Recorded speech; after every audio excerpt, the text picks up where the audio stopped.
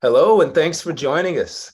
My name is Barry Canty. I'm SVP of Marketing here at ibex, and I'm happy to have you with us for today's webinar, which is titled Evolving the Agent and Customer Experience with the Power of AI.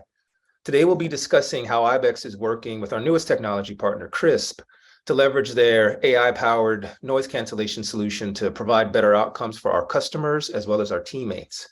And today's conversation is the first in our installment of the WaveX technology series. WaveX is ibex's proprietary technology platform that is designed to improve contact center performance and CX outcomes. And one of the features of our WaveX platform is partnerships, such as the one that we're going to discuss today with Krisp.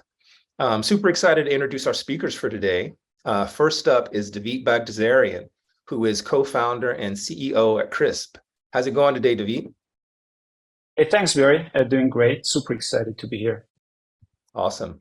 And then next is a relatively new member of the ibex team, Michael Thigpen, who is our SVP of Channel Partnerships. Hey, Michael. Hey, Barry. Hey, DV. Looking forward to talking about Krisp and more today. Awesome. And a few housekeeping items before I hand it over to David and Michael. For those of you who are attending your first ibex webinar, a little background about us. We're a global BPO with a network of around 34 nearshore, offshore, and onshore CX delivery locations, and we employ around 30,000 CX professionals, contact center agents at our various sites. I encourage you to submit questions during this webinar. We received some very good questions during registration, but please feel free to send any questions, comments, thoughts you might have for David and Michael during the conversation. And a recording of this webinar will be shared with everyone who registered. All right, with that out of the way, let's just jump right in, guys. So David, I'll start with you. Can you give our viewers a little overview of Krisp and talk about why you decided to start the company? Yeah, absolutely. So Krisp is a AI noise cancellation product, right? It removes background noise and voices in conversations like this. It works with any calling application out of the box. It's pretty easy to set it up. So as a company, we have pioneered this technology 3 years ago and have deployed it in different segments, platforms, and so on. And why we founded it? Well, there is a personal pain. There was a personal pain for that. So I was working at a company called Twilio out of San Francisco. I was traveling a lot. So while I was traveling, I was connecting to my teammates over calls from different locations, different time zones, and I wanted to have some privacy when I was connecting, so that they don't hear the background noise or like don't know where I am from. And like in general, this is a universal sort of need, I believe. A lot of people want that privacy and flexibility in their life when they work. So this sort of started or ignited the sort of the need, and I share this with my to-be co-founder, and we started working on this. So started the company in 2017 and worked hard like for a couple of years. This is very sophisticated technology to build it, and then launched in 2019. Awesome. And another question for you, could you explain to our audience how Krisp kind of differentiates from similar solutions out on the market? Yeah, absolutely. So we are like world's #1 noise cancellation technology. Actually, I can say it very, very confidently. And like the basics of the technology is that we are able to understand in real time, understand what's human voice, what's your voice, and what's background noise, and separate them from each other. And this is done through machine learning or AI. So there is a lot of sophistication in this. Like it runs on your device. That means that we need to optimize our deep neural networks to run on your device. Your voice is never sent to Krisp servers. So that's like there's privacy aspect to this. But yeah, so there is really not many solutions like this out there. And as I mentioned, Krisp works with any calling app. So and any headset, right? So it's super flexible to set up and use. And yeah, there are some sort of similar products, but in terms of in call centers, customer experience, we are leading the market, and we are not aware of many solutions there, really. Great. Thank you. Thank you. And Michael, when you were evaluating technologies to solve this problem that Krisp is tackling, can you talk about your process there? Yeah, and I would say, going back to some things David already said, in 2019 was kind of my first introduction into Krisp, and kind of the BPO space. And I would also agree that there's, the unique kind of niche that they have in the market of kind of being centralized and focused on sound quality and environments, I think is, profoundly necessary. And a lot of times, I like to joke and kind of say that we sometimes make the smallest things, realize how big they can be and how much of an impact those small things can have. And so for me, coming into the environment, one of the founding parts of ibex is to make sure that not only is the CX experience great for our customers, our brands that are out there, but also internally for our brands, for our employee experience. And so when I was asked to kind of come in and evaluate Krisp, it was looking at it from a twofold, perspective. One, how can we make sure that when we are representing the clients and the brands that we have in the market, that they feel like our employees are just an extension of them, and then not that they can tell that they're coming or being called into any other environment. And that's what I think Krisp provides, is on the customer side, that experience of feeling safe, feeling like they're talking to the brand that they called in for, and making sure that that complete customer experience from the beginning end is seamless. I think from the employee standpoint, what I was evaluating and looking at was how to make sure that our employees felt like they got the best quality experience that they can have as well. I mean, they're just as much measured on the success of the customer experience, as well as measured on the compensation for themselves and making sure we delight our customers. And so, making sure that we enable them with tools, and also, quality tools, I should say, that are industry standards is what we look for. And I think Krisp matched up to both sides of our customer experience needs and our employee experience needs. No, thank you for that. Thank you for that. It's great background. And when you think about the impact that this partnership is going to make, what areas do you see it being the most profound? I would be remiss to sit there and say that there wouldn't be a plethora of industries that we're going to be able to expand this on, right? But as I get to sit with our ELT, our executive committee, and kind of talk about where we want to focus, I really think that where we already have started are some great key areas we can focus on. In our healthcare space, bringing Krisp on, again, already talked about the quality of the customer experience, but also the HIPAA and the kind of PII, which is that personal data security field that Krisp can also layer on to make sure that those conversations are profoundly focused. But then on the other aspect of it, when I think about what Krisp can kind of focus on, it's also in sales, right? Because sometimes, especially outbound sales, when you're calling somebody, people are already on edge, right? Of what do you want? Why are you calling me? So you want to be able to kind of know that that person doesn't already have a kind of sight and know that I'm being called for something that I didn't plan on having. And I think Krisp, helps to kind of give sales executives an opportunity to really dive into things. And then finally, I would just say, retail space, right? Because again, that is a quintessential area of customer experience. And so I really believe in those campaigns where we're doing customer support, customer service, technical support, healthcare. All those are going to be great areas that I think Krisp will help us. Great, great. And David, anything you want to add there? Yeah, Michael, I think that's a really great answer. I would say that, look, in general, our mission is to maximize voice productivity in every digital conversation and to deliver better business outcomes, right? And when you think about where this applies to all the valuable, mostly external communication that the company has, right? These are customer service, all kinds of customer service communication, sales, right? As you mentioned, business development, and so on. And we see that the thousand of actually customers that we have, they use it so widely in these use cases. There are different use cases, right? Pretty much every use case that touches external communication, we have customers using Krisp with.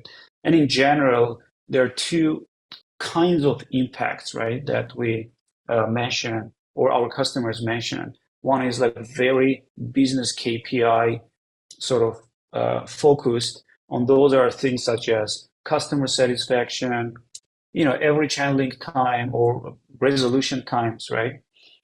And conversions as well, right? Sales conversions. And the second type are more related to like work-life balance, flexibility, happiness of employees, as you mentioned, right, Michael? So this, like, Krisp has these two different impacts: very business, focused, that you can calculate ROI with for, and then more like flexibility, happiness for employees, which is super important in this world. Mhm. No, that's great. Absolutely. Absolutely. And if you guys don't mind, excuse me, I'd like to pause for a moment and answer one of the questions that came in during registration. And the question is, and this is for both of you to jump in and respond to, what do you think is the best way for my company to analyze if we have a need for noise cancellation software in our contact center? Yeah, absolutely. I can start, Michael, and then if you have things to add, feel free to chime in. So, like, in general, we believe that there's several sort of signals, right? One is customer feedback, right? If there are complaints from customers, that's like a great sort of signal that perhaps something is not set up properly, or there is just too much noise that is surrounding the agents or responders. That's one. Like, the other thing is like, we know that some of our customers, they have regular cadence of checking their recordings, right? For different reasons, like quality reasons. And some of our customers, actually, they have metrics they try to extract from these recordings related to noise, right? So, like, if you're not doing it, that there is a whole practice around this, right? That you can use. Another signal or indication can be that, like, if you have home-based agents, there is usually more surroundings, that, like, uncontrolled sort of surroundings and sounds that can come from there. And Krisp has been, like, hugely valued in those setups, right, where there are home-based agents.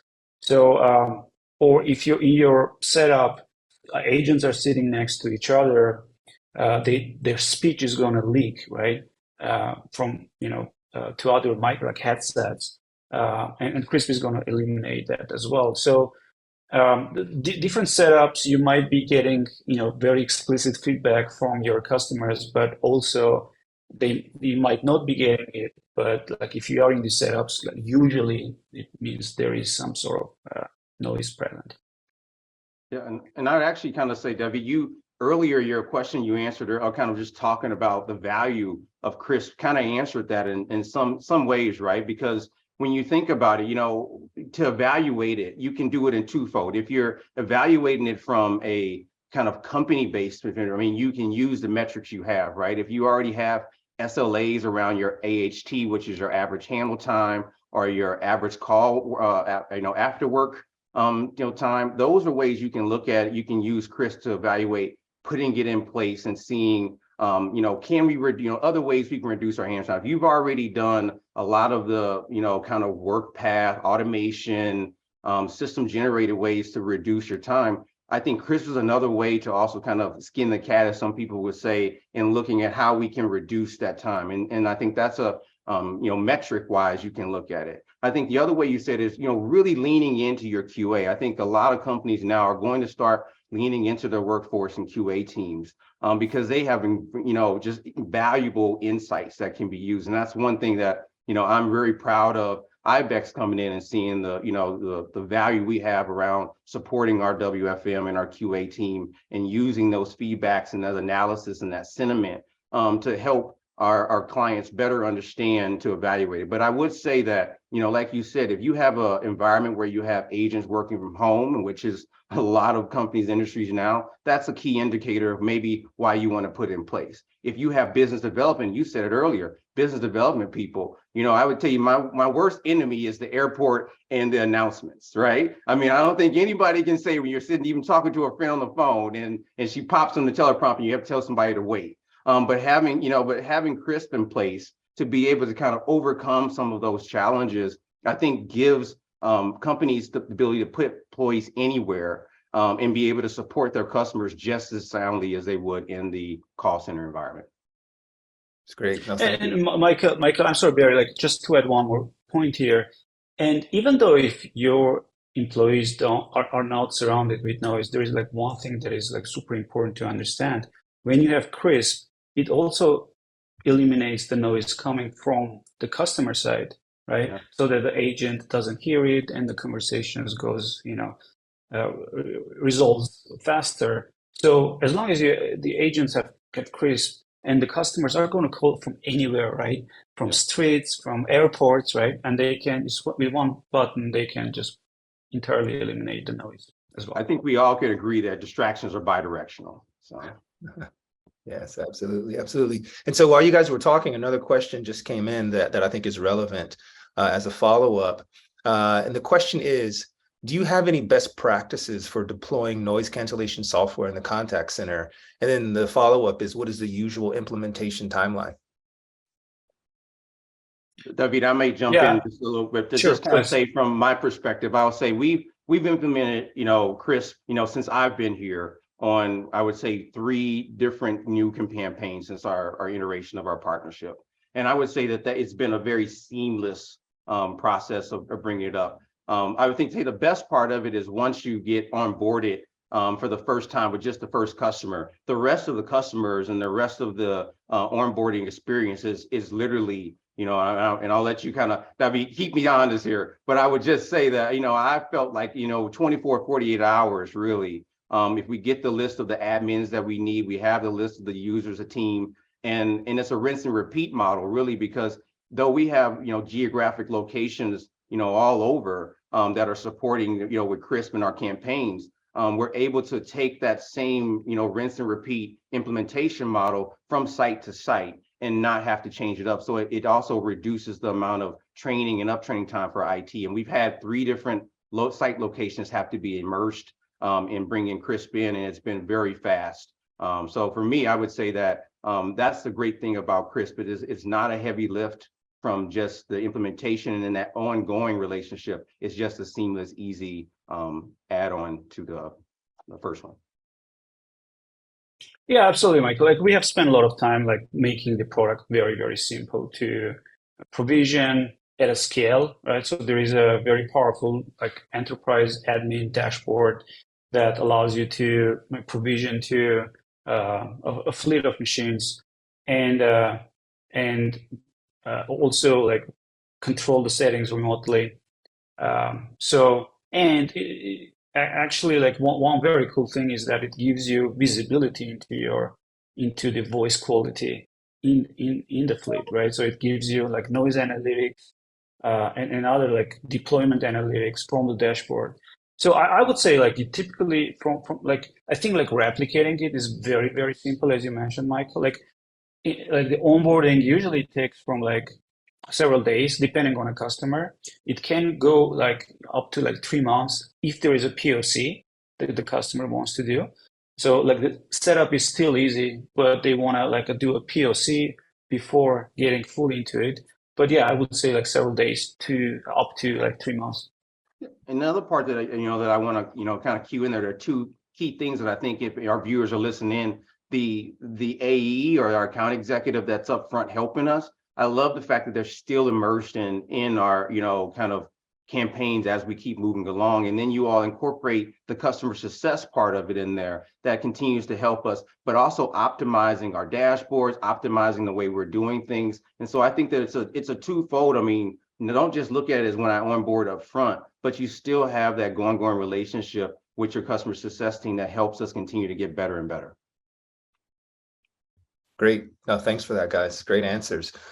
So I want to shift gears a little bit and talk about AI. Obviously, it is a hot topic again. Everyone is concerned or interested or excited about ChatGPT, depending on one's point of view. But just wanted to get your thoughts. And David, I'll start with you. Your thoughts on the overall adoption of AI technology and how, in your view, one finds the best approach to balancing being tech forward, but also maintaining the sort of human-centered experience for employees? Yeah, that's a great question, Barry. So look, we have been doing AI for like almost 6 years, right? Like very deep tech, from like coming up with ideas in our research team to building a product that doesn't exist, so we have to invent it, and then like marketing and selling it, so a full cycle AI company.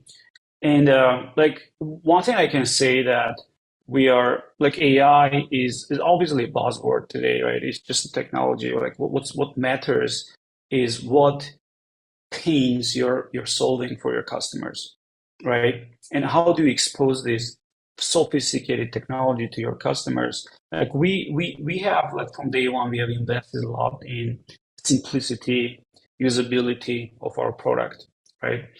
And this doesn't come easy, right? That there is a lot of research and other parts being done to achieve this.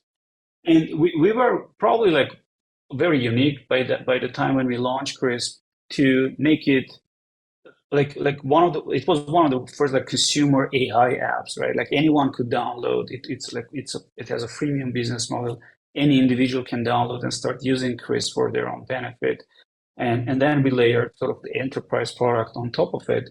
So we have a lot of experience, dealing with, both with consumers and also like bigger companies. But I think like the biggest point is like, yeah, like AI is gonna do a lot of disruption in the world, but I think it's super important to be focused on business outcomes, right? And customer pains. And if you're focused on it, if you're creating something that creates value for the end customer, it's going to be very successful. And that's like one part of the answer. And the second part is like ChatGPT and the latest, AI wave and a revolution that is happening. It's super exciting. As a technologist, I'm super excited about it. And obviously, it's going to sort of revolutionize a lot of aspects of our life. One thing to like why that is happening, I think like one thing that we as an industry, as technologists, must focus on is the idea that hey, like this, like AI is not going to replace people, and I think like we are very opinionated about this at Krisp. We view AI as a superpower that helps people to be more productive, right? Augments our abilities, capabilities to be more productive at our work. And so, like, we are in a voice productivity AI space, and so we empower agents, we like salespeople, and all the external communication with this added value. So, like, super proud about this approach in general.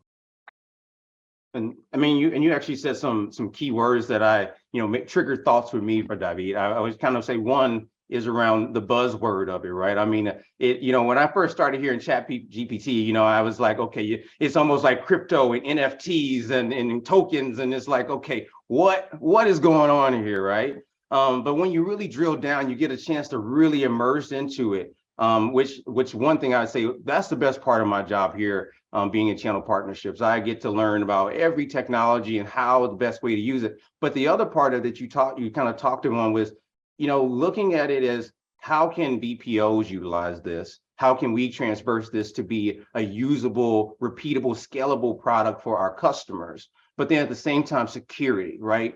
Top of mind, one thing, I think maybe also working in IT space, I'm always thinking about those things, and right. And if we are going to bring in some of these high level, heavy AI type of automations, the security, the accuracy of the information, et cetera. And I think that one, Chat GPT, in my opinion, I really think, like OpenAI with Sam Altman and them have done an amazing job, right? The investment around from Microsoft into them, the past things with Elon Musk having involvement, you have like the pros and the high tech individuals that really understand it. So I do, as your point, see AI, but I can't even say it today, Chat GPT being a usable, great, tool in the workplace. I think the first place in a BPO that is really going to become instrumental is going to be in the chat world, right? I already have clients coming to me today that are looking to offset some and I know human is never what we want to do, but there is going to be some alignment where you have to figure out the scalableness of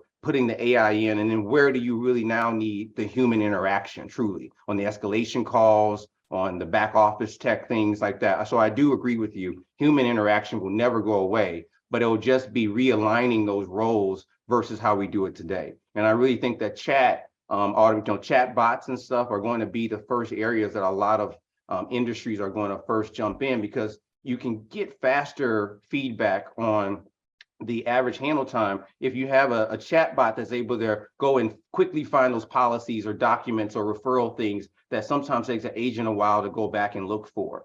So I really, to my point, I see it being a prominent part of how, companies, industries, BPOs leverage, Awesome. scalability and metrics. Awesome. Yeah, Great. if I can like add a couple of more points about on this, like there is probably not there is no any company out there that is not integrating OpenAI. Actually, we are doing that as well. So there's going to be a new version of Krisp that has such integration. Super excited about this.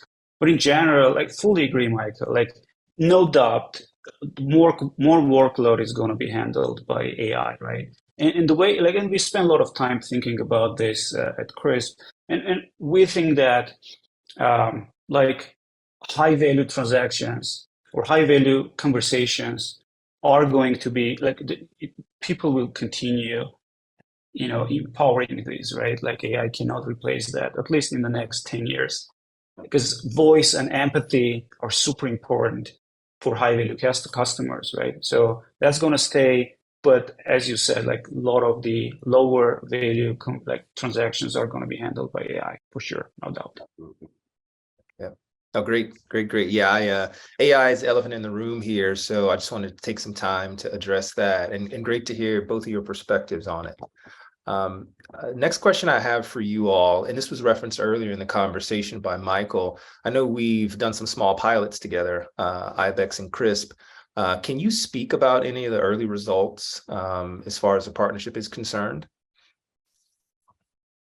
Yeah, I can jump in there first and just say, from my perspective, I see endless opportunity, right? I mean, we've only very high level pierced the capabilities and the other programs that we can scale Krisp onto. So in my opinion, I think we've had some very early results, 10% plus of, seeing differentiation. So we rolled this out on a healthcare client, as I said earlier, also on a sales outbound client. And we've been able to do pilots, and just in the early 2 weeks, right, seeing 10 plus, differences in our metrics around average handle time and after call work. I think those are key things that we want to continue to see. And if we've already just seen that in, the first 2 weeks of rolling out on just a portion of those campaigns, we definitely know that now that we've, rolled that out to the entire campaign and then some in another healthcare provider, that we expect to continue to see that scalability and those return on investments around, service levels.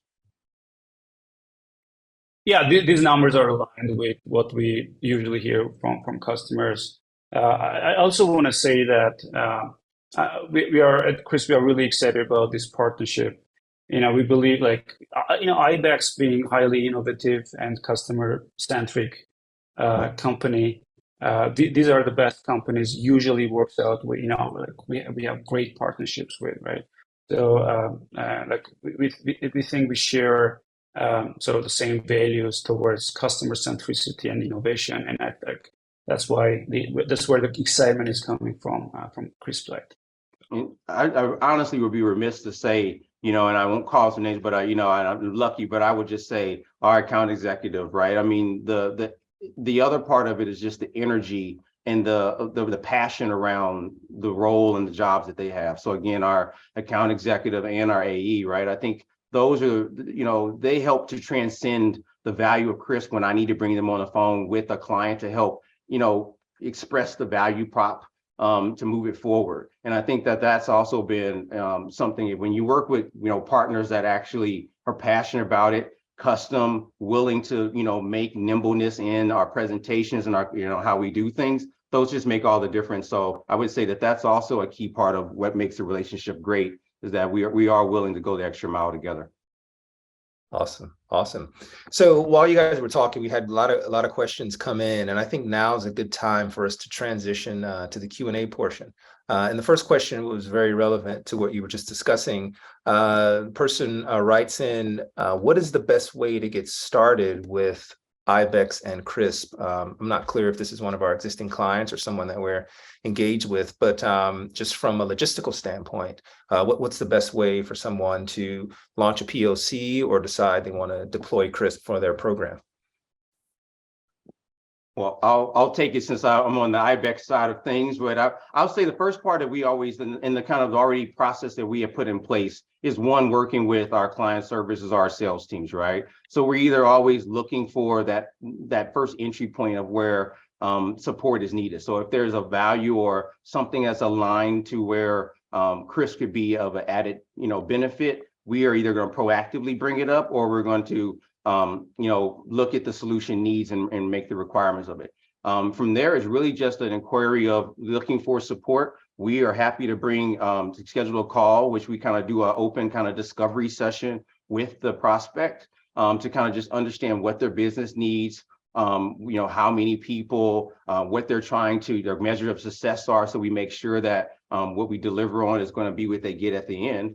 And it's really, again, co-partnering with our Krisp AE to make sure we get the right information, our custom proposal we already have in place to present, and that pricing, which really moves us pretty quickly to the next step of, going through contractual agreements and then starting the implementation process. Great. Anything you want to add there, David? Look, we always support, especially our BPO customers, right? We are there for you. So we have dedicated people, customer success team, and engineering team. And if there is any, question about certain deployment types, and we are there to help. Okay, awesome. Next question, David, I'll come to you. It's around analytics, and the question is, can you expound upon the call analytics that are available with Krisp? Yeah, absolutely. So it's a relatively new thing, actually, available in the dashboard part of the product. So and this is very unique to Krisp. I'm not sure there is anything like this in the world. So as Krisp works on the agent side, what Krisp does, it collects the amount of and the types of removed noises, right, or detected noises, and sends them to our analytics engine. So from admin's perspective, they have the visibility into where is more noisy, right, around their agents. And recently we have added the customer side noise as well. So it gives noise metadata analytics across the entire fleet of machines. And that is very valuable for visibility and also understanding the impact, right, that Krisp is having on the deployment. Great. Oh, that's awesome. That's awesome. And I'll stick with you for this next one as well. I think this is in response to you mentioning an upcoming release. So the question is, where is Krisp going next with the technology, and what can we expect to see in the future? Yeah, absolutely. So look, we call our category voice productivity AI, right? And when we think about this category, there are multiple layers to it. So anything that makes real-time voice communication better, those are things such as clarity, empathy, sentiment, right? Translation of voice, and other things such as the content of our conversation. Everything that I just mentioned is of interest of our company, is in part of our vision. In the next couple of months, we're going to make very important launches and announcements. I can't share those right now, but please stay tuned. Some really exciting things are coming to Krisp very soon. Great, sounds good. Looking forward to hearing about the news. Michael, I'll come to you for the next question. And it is, do you think there are specific industries where the Krisp technology will be most useful in the contact center? Yeah, and first of all, I'll say, Barry, you almost got it out of him. I was really hoping to get some juice, but we'll wait till after this webinar is over and see what we can get. But I will say, I think I said it earlier, right, around just keeping it simple. I really believe that healthcare, sales, retail, customer support industries are really going to be, the ones that we are heavily focused on. I wouldn't be surprised if that continues to expand, with insurance and other areas as well, that as they continue to look to, digitize how they were doing things. I think some even, I mean, really say, but I think retail, real estate and, what would convert into that, you see more and more, horrible to say, but humans not doing the real estate, more AI coming into that space. And I think as that comes up, there's going to be a space more for just getting quick information that the AI wasn't able to do, that more of these companies will start to leverage and need humans to do. And they, again, will need to have that sound quality control that Krisp can provide to support in those environments. So last question for you both. And the question is around how do I determine, who is the contact within my organization that would typically inform me that, a technology like Krisp is needed. And David, what we'll do after Michael answers this question, maybe you could talk about who your POC typically is within an organization when Krisp is called in to solve a problem. So Michael, over to you first. Yeah, and great question, Barry. Thank you. I would probably say, for us, how do we get the inception of looking for opportunities in there? Again, that kind of goes back to one, we have our team, which is our sales engineering. Some organizations call them IT solutions team.